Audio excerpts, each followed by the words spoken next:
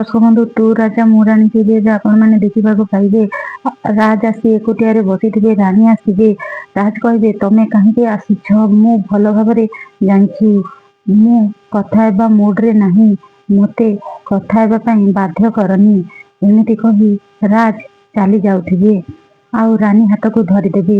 ରାଜ ଅଟକି ଯିବେ ଆଉ ରାଣୀକୁ ବୁଲିକି ଦେଖିବେ। ରାଣୀ କହିବେ, ତମେ ଜାଣିଛ ତମର ଅସୁବିଧା କୋଉଠି? ତମେ କେବେ କାହା ମୂଲ୍ୟ ବୁଝିପାରୁନ। ତାପରେ ରାଜ ହାତକୁ ଛଡେଇ ଦେବେ। ତାପରେ ରାଜ କହିବେ, ମାନେ?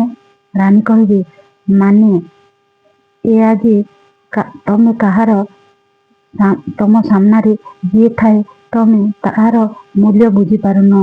ତମେ ତମ ମାଙ୍କୁ ଖୋଜୁ ଖୋଜୁ ତମେ ବାପାଙ୍କୁ ହରେଇ ଦେଉଛ। ତମ ମାଙ୍କ ପାଇଁ ଅନ୍ଧ ହୋଇଯାଇଛ।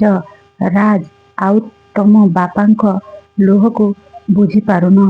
ରାଜ ଆଉ ସେଇଥିପାଇଁ ତାଙ୍କୁ କେତେ କଷ୍ଟ ହଉଥିବ ତମେ ସେ କଥା କେବେ ବୁଝିପାରିବନି। ଏବେ ତମେ କି ବୁଝିପାରିବ, କିନ୍ତୁ ଦିନ ଆସିବ ତମେ ସବୁ କିଛି ବୁଝିଯିବ। ସେତେବେଳେ ତମ ପାଖରେ କିଛି ଆଉ ନଥିବ, ତମେ ସବୁ କିଛି ହରେଇ ସାରିଥିବ। ତାପରେ ରାଜ ସେଇଠୁ ଚାଲିଯିବେ ଆଉ ରାଣୀ ରାଣୀ ବୋଲି ଡାକିବେ। ରାଣୀ ଆସି କହିବେ, କଣ ହେଲା?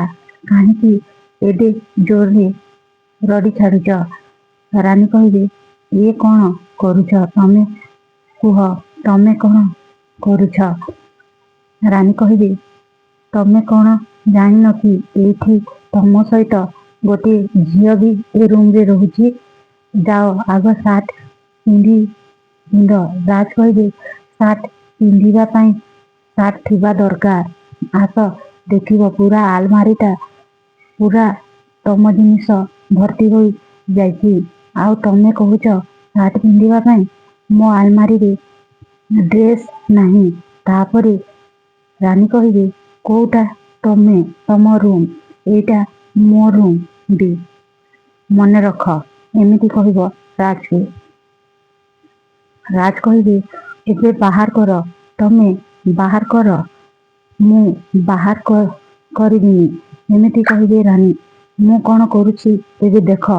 ଏମିତି କହି ରାଜ ନିଜର ଗାଞ୍ଜିଟାକୁ ଖୋଲି ଦଉଥିବେ ଆଉ ରାଣୀ କହିବେ, ଇଏ କଣ କରୁଛ ତମେ ବୋଲି ଆଖିକୁ ବନ୍ଦ କରି ଦେଉଥିବେ ଆଉ ଇଏ କରିବେ। ତାପରେ ରାଜ ଅଟକି ଯିବେ।